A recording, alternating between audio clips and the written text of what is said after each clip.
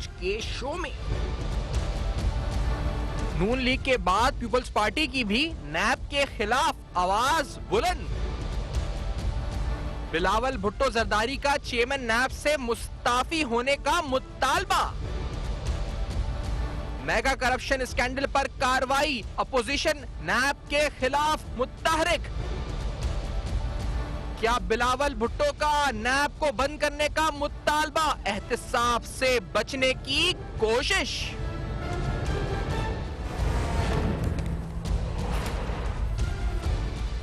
अस्सलाम वालेकुम। बसपर्दा हकाइक सनसनीखेज इंकशाफात प्रोग्राम बेनकाब में हूं आपके साथ सैफान खान। नैब के हवाले से आज chairman Peoples Party Bilawal Bhutto Zardari साहब की स्टेटमेंट आई है। वील कम ऑन दैट, लेकिन उससे पहले आपके सामने एक अहम तरीन मैसेज रखते जाएं, क्योंकि पाकिस्तान में इंसदादे पोलियो मुहिम का आगाज हो चुका है। 20 जुलाई से आगाज हुआ है, जिसमें 8 लाख बच्चों को इस दफा पोलियो वैक्सीन पिलाने का टारगेट किया जा रहा है।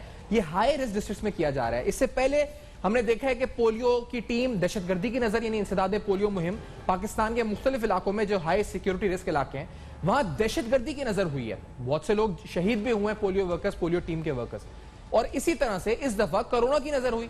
हमने देखा 3-4 माह से जब कोरोना की वजह से इसमें भी एक खलल आया और यह मुहिम रुक गई। इस दफा तमाम जो प्रोटेक्टिव मेजर्स हैं, यानी तमाम SOPs और तमाम वर्कर्स को वो जो PPEs होती हैं, जो प्रोटेक्टिव इक्विपमेंट्स होती हैं, उसके साथ कहा जा रहा है कि मैदान में उतरे, और वो उतरे मैदान में। अब जरूरत किस चीज की है? जरूरत इसको शिकस्त देने की है, पोलियो के मर्ज को। जब दुनिया में सिर्फ 3 मुल्क हैं जहां पोलियो रह गया है, पाकिस्तान उनमें शामिल है, उसको शिकस्त देनी है। और शिकस्त किस तरह देनी है? शिकस्त इस तरह देनी है कि हमें ताउन करना है, बहसत वालदैन हमें ताउन करना है इन टीम्स के साथ। जब हमारे घर पर आए तो अपने बच्चों को पोलियो वैक्सीन पिलानी है। ये याद रखें, अपने बच्चों को पोलियो वैक्सीन पिलानी है, क्योंकि ये आपके बच्चों के मुस्तकबिल का सवाल है। इसमें हरगिज़ किसी किस्म की जो है दो राय नहीं, आपको पोलियो वैक्सीन पिलानी है। और ये मौक़िफ़ तमाम मजहबी उलमा, स्कॉलर्स, ओपिनियन मेकर्स सबका है कि इसको आप पिलाएं, इससे कोई खतरा नहीं। तो ये पैगाम आपको देते जाएं, क्योंकि वैक्सीन का आगाज हो चुका है, वैक्सीनेशन का आगाज हो चुका है। तो इसे बढ़ चढ़कर हिस्सा लें। हम एक हैं और हम सब मिल के साथ खड़े होंगे पोलियो के खिलाफ और इस जंग को जीतेंगे। तो इसको इस मैसेज के साथ आपके सामने आज का जो सियासी अहम बात है उस पर लेकर चलते हैं। बिलावल भुट्टो जरदारी साहब ने मुतालबा कर दिया है नैब चेयरमैन नैब से मुस्ताफी होने का।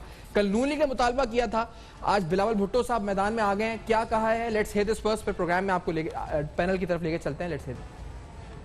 हम तो कहते थे कि नैब पॉलिटिकल इंजीनियरिंग के लिए इस्तेमाल किया जाता है, कि नैब सिर्फ मुखालफीन के खिलाफ इस्तेमाल किए जाते हैं, लेकिन अब सुप्रीम कोर्ट ऑफ पाकिस्तान भी ये बात कह रही है।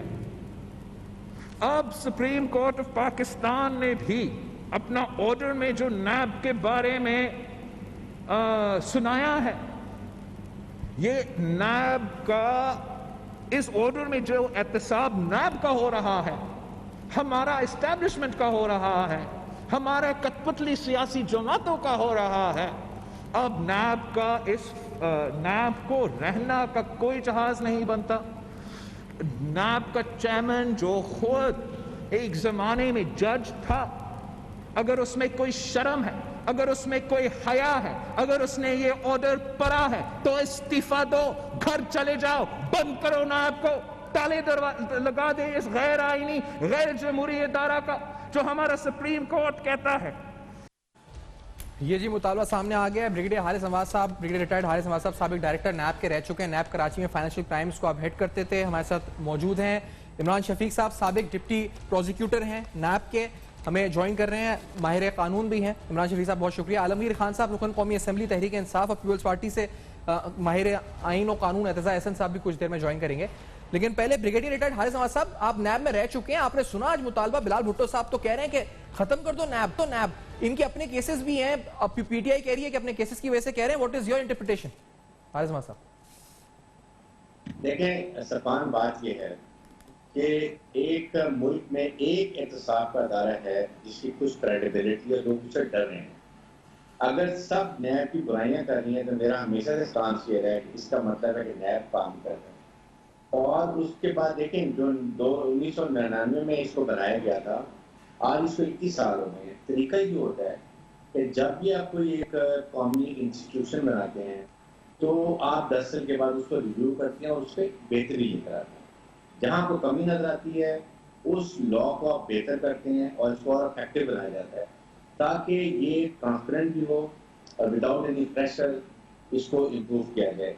सेकंड ये कि देखें, एक तो नैब ऑर्डिनेंस की जो हम बात करते हैं उसमें बेहतरी लाने की, साथ ही साथ चेयरमैन नैब का सिलेक्शन का तरीका भी हमें बेहतर करना चाहिए।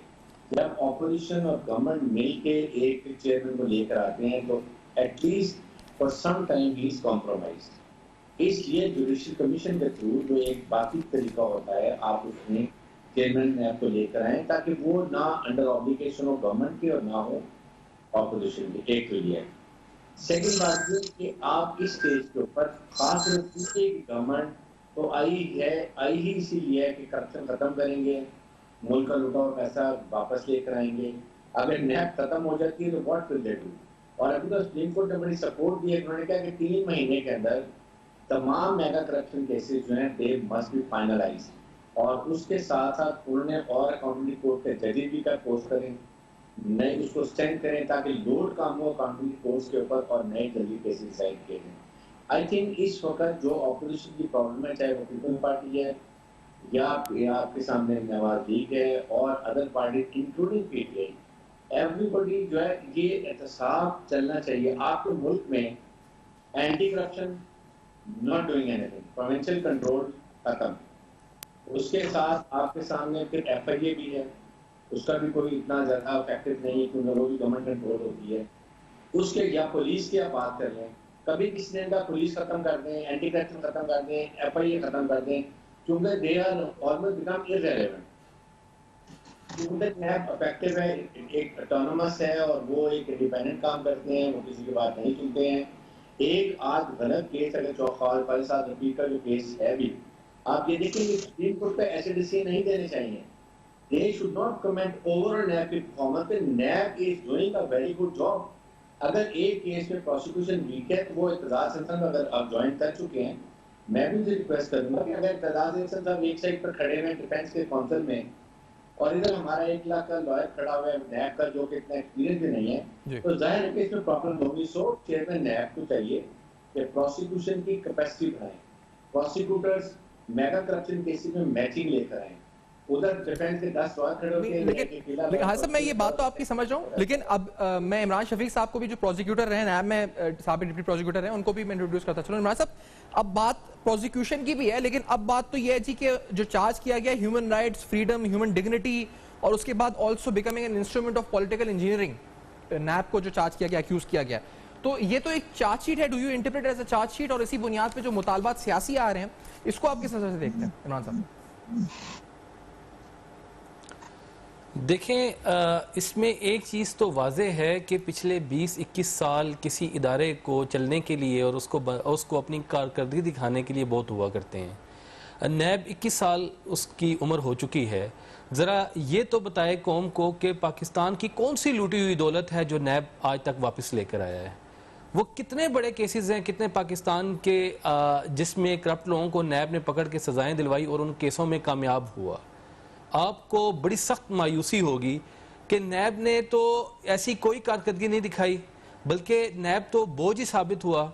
और सुप्रीम कोर्ट ऑफ पाकिस्तान ने जो अभी जो ऑर्डर जारी किया है, वो ऑर्डर अगर आप उसको पढ़ें तो उस ऑर्डर को पढ़ने के बाद तो आपको ये बात साफ समझ में आ जाती है कि जनरल मुशर्रफ साहब ने इस इदारे को वजूद दिया था और इस इदारे को वजूद देने के लिए जो उसके पसे पर्दा मकासद थे वो अदालत ने साफ लफ्ज़ों में बता दिए हैं कि नैब क्या करता है। नैब देखें, किसी इदारे पर जो बना करप्शन को ख़त्म करने के लिए हो, लेकिन उसका जो माजी सामने आता हो, जिस तरीके से उसने काम किया हो, वो क्या हो, वो अदालत ये कहे कि नैब एक इंजीनियरिंग, पॉलिटिकल इंजीनियरिंग का टूल रहा।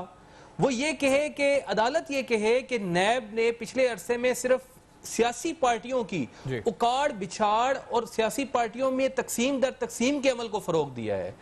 अगर अदालत ये कहे कि नैब एक टूल रहा ऑपरेशन का और विक्टिमाइजेशन का, अगर अदालत ये कहे कि पाकिस्तान में नैब ने मजल किया डाइसेंट को, इख्तलाफ राय को, और फिर अगर अदालत ये कहे कि नैब, देखिए अदालत के रिमार्क्स हैं ये कि इस पूरे अरसे में नैब जो है वो नेशनल इंटरेस्ट को, कौमी मुफादात को सर्व करता हुआ नजर नहीं आया कि नैब ने ऐसा किया हो, बल्कि इसके उलट नैब ने कौमी मुफादात को नुकसान पहुंचाया है।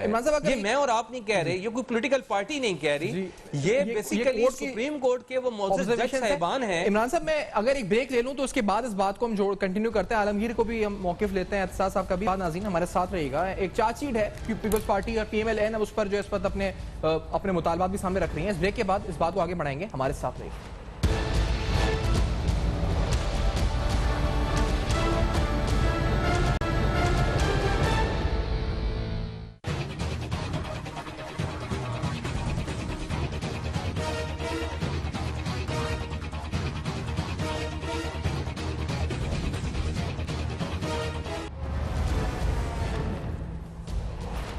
Welcome back. आप देख रहे हैं बेनकाब, और बेनकाब में आपके सामने अहम तरीन सवाल रख रहे हैं। आज बिलाल भुट्टो जरदारी साहब ने मुतालबा किया है कि चेयरमैन नैब इस्तीफा दें, नैब को खत्म कर दिया जाए। इससे पहले नून लीग साद रफीक साहब, उनके फैसला आने के बाद, जमानत के तफसीली फैसले के बाद नून लीग की तरफ से मुतालबा हुआ था। आलमगीर खान साहब, पाकिस्तान तहरीक इंसाफ के रुकन कौमी असेंबली, आपसे जानेंगे PTI का मौकिफ क्या होगा इसके? और देखिए, एक चीज तो ये तय है कि आज इनको तकलीफ इसलिए हो रही है कि आज इनके लोग जो है वो नैब ज़दा हुए हैं आज, क्योंकि ये नैब इन्हीं के दौरों में बनाई गई। नैब के जो कवानीन है क्यों नहीं चेंज किए अपने दौर हुकूमत में। जो केसेस हैं आज इन पर, वो इन्हीं के बनाए हुए एक दूसरे पर केसेस हैं ऑपोजिशन के। मकसद ये है कि आज जब बात उन पे आई तो इनको नैब से तकलीफ मिल रही, नैब के खिलाफ बातें कर रहे, बयान दे रहे। ये जरूर है, हम हमारे वजीर आजम भी कह चुके हैं कि नैब से हम मुतमईन नहीं हैं। अगर नैब हमारे मुताबिक या हमारे इन्फ्लुएंस में, टोटली हमारे इन्फ्लुएंस में होती तो शायद आज 30 की जगह 300 लोग अंदर होते।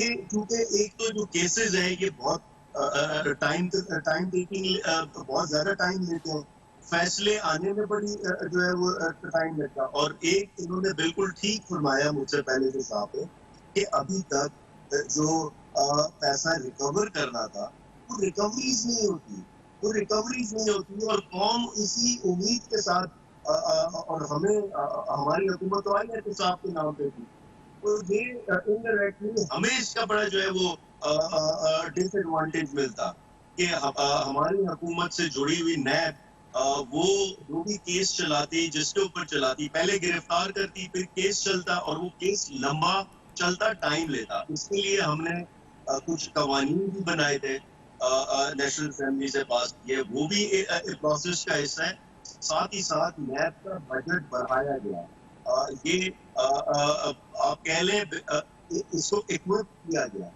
ये बहुत ही वो चाहे पर्सनल की सूरत में हो, चाहे रिसोर्सेज की सूरत में हो, इसको बजट में इसके लिए खास एक हिस्सा रखा गया। ये जो नैब खत्म करने का मुतालबा है, आपने कोशिश की, आपकी हुकूमत ने, सही है कि खत्म करने के मुतालबे के, फिर आप तो साथ नहीं खड़े, इसका मतलब? यकीनन नहीं खड़े, हम एहतसाब के नाम पर आए थे। और मैं फिर से ये कह रहा हूँ कि नैब हमारे मुताबिक एहतसाब अगर करती तो आज 30 की जगह 300 लोग अंदर होते। हम मुतमईन नहीं है। 300 लोग अंदर होते हैं, अब 30 अंदर हुए हैं, तो फिर कहा जा रहा है कि ह्यूमैनिटी और तमाम जो डिग्निटी के प्रिंसिपल्स हैं इमरान साहब, तो 300 अंदर होते तो फिर तो और लंबी चार्जशीट बन जानी थी। इमरान शफी साहब, देखें, इशू ये नहीं है, इस चीज़ को समझने की ज़रूरत है कि एहतसाब के खात्मे की कोई बात नहीं कर रहा। सुप्रीम कोर्ट सबसे ज़्यादा कंसर्न इस चीज़ पर है कि एहतसाब होना चाहिए।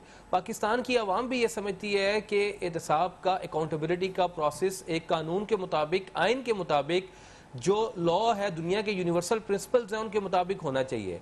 मसला ये है कि नैब कानून के मुताबिक एहतसाब करने में नाकाम हुआ है। एहतसाब, नैब की नाकामी का ये मतलब हरगिज़ नहीं है कि एहतसाब ना किया जाए। एहतसाब का इदारा नैब जिस तरीके से कायम किया गया था, उसकी बुनियाद गलत थी। अदालत ने, ये देखें, साफ नजर आता है कि नैब जब बना, एक डिक्टेटर ने बनाया और उसने सियासत करनी थी, उसके लिए बनाया। मेरी तामीर में मुज़मर थी एक सूरत खराबी की, तो नैब की तामीर में बुनियादें खराब थी। लेकिन एहतसाब के लिए एक कौमी इदारा ऐसा बनाया जाए कि जिसमें तमाम पार्लिमान जो है वो अपनी आज़ादी के साथ एहतसाब की जो दुनिया के मुरवजा असूल हैं उनके मुताबिक एक बड़ा इदारा बनाए जो पाकिस्तान में अच्छे तरीके से अकाउंटेबिलिटी करे, जो अक्रॉस दी बोर्ड अकाउंटेबिलिटी करे, वन साइडेड अकाउंटेबिलिटी ना करे कि एक तरफ ऑपोजिशन के लोग तो जेलों में हो। देखें ना, ये कहते हैं नैब का, अभी इन लोगों को ख्याल आया, अभी साहब बात कर रहे थे, आप मुझे बताएं कि आसिफ जरदारी साहब 9 साल जेल में रहे। अब 9 साल जेल में रहे, 4 केसेस उन पर नैब ने बनाए और उन तमाम केसों से बरी हो गए। इसी तरह शाहिद खाकान अब्बासी के ऊपर इन्होंने केस बनाया, ये ख्वाजा बरादरान पर केस बनाया, एहसन इकबाल साहब पर केस बनाया और बहुत से केस बनाए। जितने केस बनाए हैं वो सारे जब अदालतों ने उनका जायजा लिया तो वो सारे के सारे ऐसे लगता है जैसे खोखले केस हैं जिनकी बुनियादें कोई नहीं है और उसकी बुनियाद पर कहते हैं कि हम अकाउंटेबिलिटी करने जा रहे हैं। और दूसरी तरफ एक दूसरा तबका है जो हुकूमत में है, उन पर बड़े बड़े इल्जामात हैं। और आप अभी देखें रिसेंटली कि नैब के पास एक केस था जुल्फी बुखारी साहब का। अब जुल्फी बुखारी के केस में नैब ने इन्वेस्टिगेशन शुरू की। इन्वेस्टिगेशन शुरू करने के बाद अचानक पता चला कि वो इंक्वायरी क्लोज हो गई है और इन्वेस्टिगेशन इस बात की थी कि आप 24 साल की उम्र में आपके पास इतने असासे कहाँ से आ गए, इतनी कंपनियों के मालिक आप कैसे बन गए और उसमें इक्विटी कहाँ से आई। यही इन्वेस्टिगेशन थी। कल उन्होंने अपने असासाजात डिक्लेयर किए हैं, उसमें उन्होंने जो अपने असासाजात डिक्लेयर किए हैं वो सारे डिक्लेयर कर दिए हैं। वो बता दिया कि मैं इतनी कंपनियों का मालिक हूं, मेरे पास इतनी दौलत है। लेकिन नैब के पास सवाल ये था कि ये दौलत आपके पास कहां से आई, लेकिन नैब ने वो तफ्तीश बंद कर दी, क्लोज कर दी। कौम को भी नहीं बताया कि वो तफ्तीश कैसे क्लोज हुई। गलत नहीं कह रहा तो सवाल जन्म लेते हैं जब मालूम जब का केस हो, बाकी सारे केसेस तो वो वन साइडेड जब होगी तो कौम सवाल करेगी, वो पूछेगी कि ऐसा क्यों है। अच्छा, आप बुनियादों की बात कर रहे हैं तो हमारे सवाल साहब क्योंकि अपने आप को ये साबित जनरल मुशर्रफ साहब का नाम आ रहा है, आप उनकी पार्टी में भी रहे हैं, इमरान शफी साहब कह रहे हैं कि बुनियादें गलत थी, आप शुरू में भी साथ रहे हैं, बाद में भी साथ रहे हैं। वाकई में क्या गलत बुनियादों पे बन गया था ये इदारा?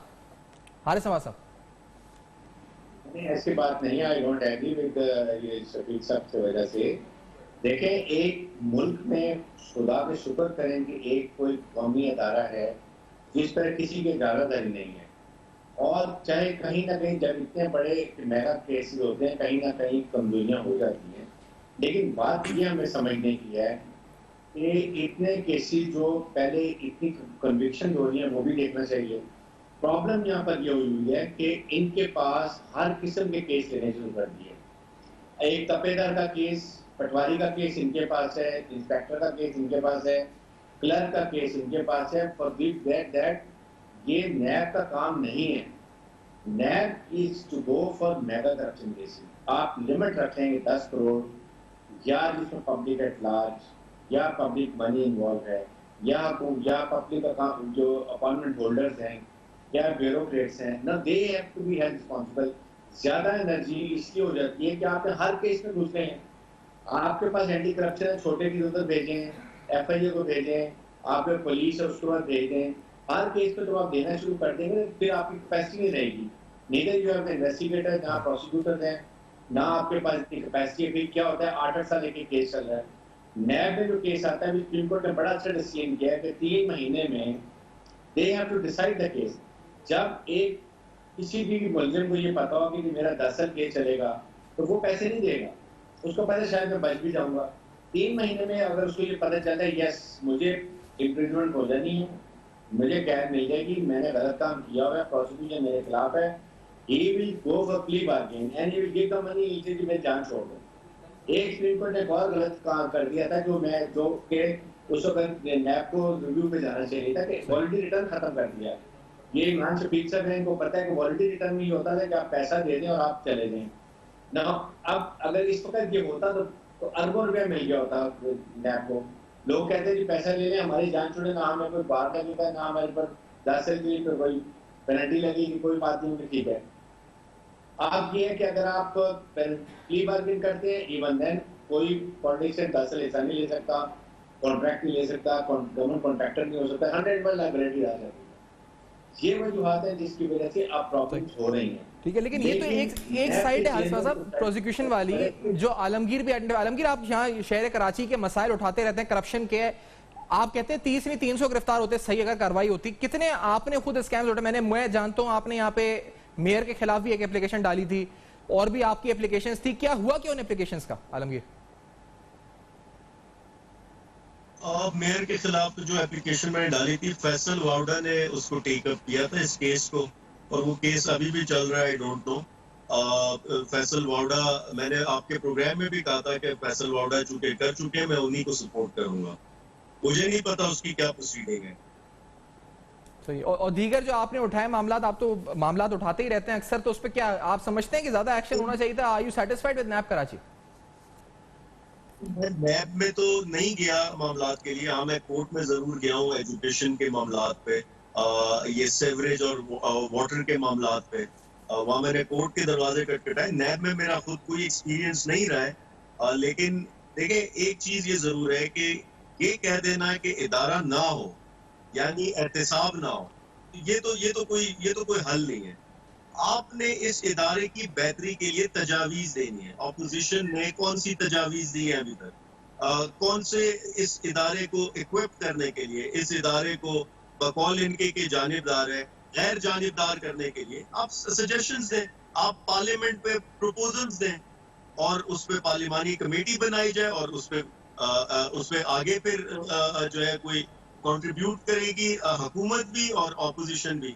लेकिन जब फंदा आपके अपने गले में आने लगे तब आप चीखो पुकार शुरू कर दें कि ये तो ज्यादती की जा रही है, तो डिक्टेटर ने बनाई थी, ये तो पहले दिन से जो है एक गलत नियत से काम कर रही थी, तो ये नाजायज होगा। एक ब्रेक की तरफ बढ़ते हैं। इस ब्रेक के बाद इस डिस्कशन जारी रखते हैं और लीगल साइड पर आगे बढ़ा जा सकता है। क्या रास्ता हो सकता है, आईनी कानूनी पार्लियामान का रास्ता क्या हो सकता है? इस ब्रेक के बाद जानेंगे। हमारे साथ रहिए।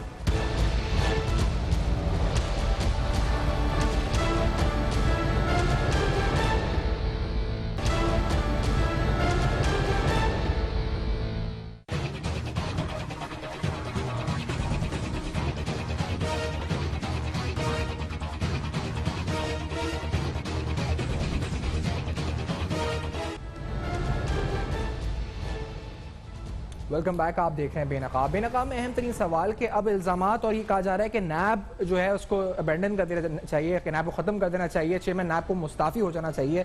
सुप्रीम कोर्ट के फैसले में अहम जो ऑब्जर्वेशंस हैं ये भी बड़ी अहम है। एतज़ा एहसन साहब से जानते हैं, सीनियर माहिर कानून है, माहिर आइन है, कि वो क्या समझते हैं यहाँ से निकलने का रास्ता क्या है? क्या कोई नया कानून और आइन सियासतदान इस पर मुत्तफ़िक हो सकते हैं, पार्लियामान मुत्तफ़िक हो सकती है? इसका इम्कान क्या है एतज़ा एहसन साहब आपकी नज़र में?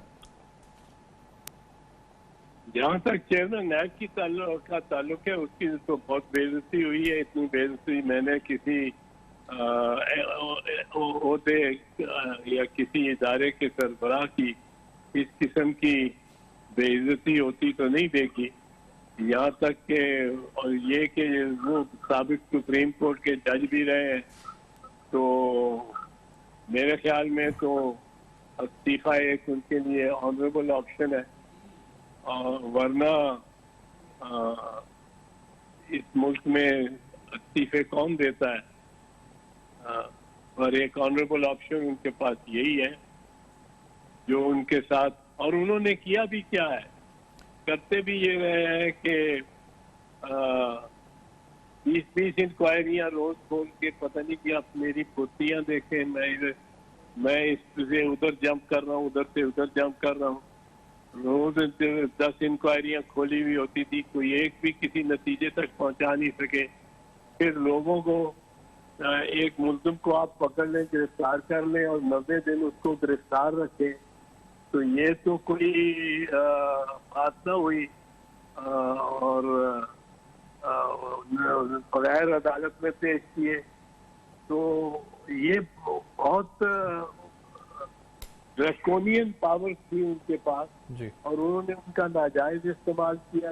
अच्छा ऐसा साहब ये फरमाइए, क्योंकि ये तो बिल्कुल आपने जो आपका तज्जिया इस पे और जो फैसला भी आया है, लेकिन वाइड रेंजिंग पावर्स और दीगर मामलात, लेकिन इसका हल रिफॉर्म्स नहीं है? यानी जो उनके अरेस्ट पावर्स हैं या जो नैब के अंदर खामियां हैं, नैब के कानून में खामियां हैं, तो इस पर क्या लीगल रिफॉर्म्स हैं और वो किस तरह मुमकिन? यानी पार्लियामान करेगी, ये तो एक शख्सियत है, चले जाएं, लेकिन अगर आप कहते हैं कि पूरा स्ट्रक्चर ही अगर मामलात हैं, स्ट्रक्चरल फ्लॉज हैं, वो किस तरह आपको हल होते हुए नजर आ रहा है? ये तो पार्लियामान ने फैसला करना है ना, पार्लियामान के पास फैसला है और पार्लियामान को इस पे बड़ा सीरियसली सोचना चाहिए। इसमें बहुत डिफेक्ट है। अब आप देखें, मीर शकील उर रहमान को बिठाया हुआ है, कुछ समझ ही नहीं आती कि 150 दिन से वो एक आदमी की बेल नहीं हो रही, जमानत ही नहीं हो रही, और जमानत मांग रहा है, वो कोई और चीज नहीं, वो बरीयत नहीं मांग रहा, वो सिर्फ जमानत मांग रहा है। और जमानत किस बात पे मांग रहा है? जो एक मुकदमा 34 साल पुराना है और बादियुल नजर में वो दीवानी मुकदमा है, फौजदारी मुकदमा है भी नहीं, एक प्राइवेट ट्रांजैक्शन है। अब नैब नहीं चाहती, नैब उसकी बेल अपोज कर रही है। मैं चेयरमैन नैब हूँ तो मैं तो पहले दिन उसको खुद ही, मैं एज इंटीरियर मिनिस्टर बहुत सारी प्रोसिक्यूशन समझता था कि ये प्रोसिक्यूशन मुनासिब ही नहीं है, मैं लिख देता था कि ये मुनासिब नहीं, वापस भेज देता था। ये तो वैसी थी कि जिसपे चेयरमैन नैब को कहना चाहिए था कि मीर शकीलुर रहमान के खिलाफ अगर कोई केस बनता भी है। लेकिन ऐसा है, आप पार्लियामान की बात कह रहे हैं कि पार्लियामान को सोचना चाहिए, तो सियासतदानों ने क्यों नहीं सोचा अभी तक? पीपल्स पार्टी की हुकूमत, PMLN की हुकूमत, अभी भी PTI की हुकूमत है, और क्या आपको लगता है इस दफा जो मुतालबे हो रहे हैं कि नैब खत्म हो, तो अब सोचेंगे संजीदगी से, या अभी भी ये मौका जाएगा अगर इन्हें वाकई में चेंज लाना है तो असल तो ब्लेम पॉलिटिशियंस पे जा रहा है? ऐसा मतलब नहीं, अब तो सोचेंगे, संजीदगी से सोचेंगे। मकबूल जस्टिस मकबूल बाकिर की जो जजमेंट है वो इबरत का ताज़ियाना है, अब तो यकीनन सोचेंगे। अब सोचेंगे। ठीक है, शुक्रिया आपने ज्वाइन किया प्रोग्राम के अंदर। आप कह रहे हैं जी कि सोचेंगे, क्योंकि इसमें हारिस समाज साहब आपकी राय ले लें कि नैब को ब्लेम करना चले ठीक है अपनी जगह, लेकिन नैब में जो फ्लॉज हैं उसको दूर करने के लिए जो पॉलिटिशियंस को करना चाहिए वो भी तो वो नहीं कर सके, जब हुकूमतें भी आई तब भी नहीं हुआ। हारिस समाज साहब, लेकिन सफान ये बात मैं कर रहा हूँ कि क्यों नहीं किया गया, जब इतनी पीछे 2008 से लेके आज तक सिविल डेमोक्रेटिक गवर्नमेंट्स हैं, और उसको प्रॉब्लम ये रही है कि जो आता है वो अपनी मर्जी के लॉ लाना चाहता है, अमेंडमेंट्स करना चाहता है, जो पॉसिबल नहीं होनी चाहिए। इशू ये है कि सबको बैठना चाहिए, लेकिन इसको और स्ट्रॉन्ग करें। पाकिस्तान में करप्शन जो है वो हर अदारे में घुस चुकी है, एक कॉमन नॉर्म्स कि ये अब हम देखते हैं कि it is just normal thing. पुराने ज़माने में होता था, अगर कोई एक करप्शन करता था पूरी सोसाइटी उसको इग्नोर करती थी, कहते थे ये देखो ये रिश्वत वाला आदमी इंसान है। अब it's a part of it. So the idea is कि आप इसको और मजबूत करें, अच्छा करें, और चेयरमैन नैब के लाने के तरीक़ाकार को बेहतर करें ताकि वो किसी से कॉम्प्रोमाइज़ ना कराए। और फिर सेकेंड ये कि आप इसको कैपेसिटी बढ़ाने के लिए ये सख्ती से ये ऑर्डर होने चाहिए कि छोटे छोटे केसेस मत लें। ये एंटी करप्शन के काम है, प्रोविंशियल लेवल के होने चाहिए। यहाँ पर बड़े केस आए उसके बाद अरेस्ट करने के लिए बिल्कुल एक पहले इंक्वायरी करें, और अगर इंक्वायरी में आपको बिल्कुल नजर आती है एक्शनेबल प्रोसिक्यूशन एविडेंस, फिर आप उसको अरेस्ट करें और उसके बाद उससे बार्गेन भी करें, प्री बार्गेन उससे जो पैसे लेने लें, वरना रेफरेंस को फाइल कर दें। फिर उसके बाद 3 महीने में हर हालत में केस को क्लोज करना चाहिए। Justice delayed justice denied is a principle जो हर एक को मालूम है। ये बात आप सही कह रहे हैं कि एक नोटिस लेने के बाद फिर लगता है कि नैब सो गया, उसके ऊपर आगे कुछ नहीं हो रहा, ये बड़ा गलत तासुर इससे जाता है। इमरान साहब आप, क्योंकि जी ये है, इमरान साहब आप समझते हैं ये लैक ऑफ प्रोफेशनलिज्म है क्या? SOP सा मसला है क्या? कहते हैं कि हम इतने दिन में खत्म करेंगे केस और टाइमलाइन, लेकिन वो होता नहीं है, फिर नोटिस हो जाता है। ऐसा सा भी कहते हैं कि इंक्वायरी फिर इंक्वायरी चलती रहती है, कोई नई नई शुरू होती रहती है। देखिए, एक इसको अब ब्रॉडर पर्सपेक्टिव में अब देखने की ज़रूरत है। वो ये है कि पाकिस्तान में इस वक्त करप्शन को डील करने के लिए बड़े पैमाने पर तो 3 इदारे काम कर रहे हैं। FIA भी करप्शन को देखता है, नैब भी देखता है, और एंटी करप्शन इस्टेब्लिशमेंट्स भी हैं वो भी देखती हैं, और इंतज़ामी तौर पर मोतसिब, वफाकी मोतसिब और बैंकिंग मोतसिब के इदारे भी कायम हैं।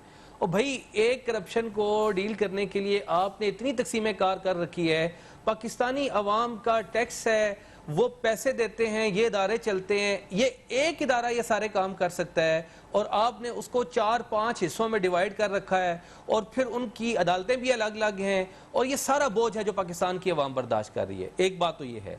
दूसरी बात आप ये देखें, नैब ने बड़ी तफ्तीश पर तो कभी एतमाद नैब पर किया ही नहीं जा सकता। आप शुगर स्कैंडल हो जाए तो उसके लिए जो कमीशन बनता है वो FIA उसको डील करती है। आप ये देखें, पनामा केसेस हैं, उसके लिए अलग से GIT बनी। इसी तरह जो अभी जो केसेस चल रहे हैं पीपल्स सिंध गवर्नमेंट के, पीपल्स पार्टी की जो खिलाफ जो मुख्तलिफ केसेस हैं जो मनी लॉन्ड्रिंग के, वो सारे के सारे GIT बनी और उसने तफ्तीश की। यानी नैब बतौर इंडिपेंडेंट इदारा जो इन्वेस्टिगेशन करे, बड़े बड़े स्कैंडल्स को की तहकीक करे, उसने पिछले अरसे में तो नैब ने ऐसा कोई कोई काम किया ही नहीं। नैब ने जो केसेस उठाए हैं वो एहसन इकबाल साहब वाला और ये शायद खान अब्बासी और इस तरह के, या राजा परवेज अशरफ साहब वाले जो केसेस हैं, आप देख लें इनका क्या अंजाम हुआ है। तो और इन केसों के बारे में अदालतों के रिमार्क्स हैं। किसी आप पॉलिटिकल पार्टी तो देखें चीखती चलाती रहती हैं, उनके चीखने चलाने पर आप इतराज कर सकते हैं कि ये शिकंजे में आए हैं तो इसलिए बात कर रहे हैं, लेकिन अदालत तो किसी शिकंजे में नहीं होती। अदालत तो आजादी के साथ केस का जायजा लेती है, एक एविडेंस की प्रूव करती है और उसके बाद कहती है कि ये देखिए आप लोगों ने ये काम किया है। साहब मैं आपके पॉइंट्स जो है अब तक है वक्त, मैं आलमगीर साहब का भी लास्ट कमेंट लेना चाह रहा हूं। आलमगीर साहब, अभी इन्होंने कहा एहसास साहब ने कि सियासतदानों को अब संजीदा होना पड़ेगा, तो ये फिर ये बातें ही हैं पीपल्स पार्टी और नून लीग की, या आप समझते हैं संजीदा होंगे इस दफा? आलमगीर साहब, मैंने यही अर्ज किया कि ये सियासी बयानात से आगे बढ़ के तजावीज की तरफ आए, पार्लियामेंट में तजावीज लेकर आए, इकट्ठे बैठ के इस पे कोई कंस्ट्रक्टिव कंट्रीब्यूशन करते हैं और कोई कुछ निकालते हैं। दूसरी बात ये इन्होंने बिल्कुल ठीक कही, आइडियल ये है कि एक ही इदारा हो। ये जो मुख्तलिफ इदारे बना दिए हैं, मुख्तलिफ हर इशू को डील करने के लिए अलग से इदारा, ये दुनिया में कहीं नहीं होता और ये अजीब सी एक कंफ्यूजन और कॉम्प्लेक्स सिचुएशन बनाई। तीसरी चीज ये देखिए, एक चीज मैं आज खुद हुकूमत का नुमाइंदा होके ये कह रहा हूँ कि मैं मुतमईन नहीं हूं नैब से, वो उनकी कैपेसिटी मजीद बिल्ड करने की जरूरत है। और हम जिस तरीके से, जिस तेजी से हम उनसे रिस्पॉन्स या रिजल्ट्स चाहते वो नहीं मिलते।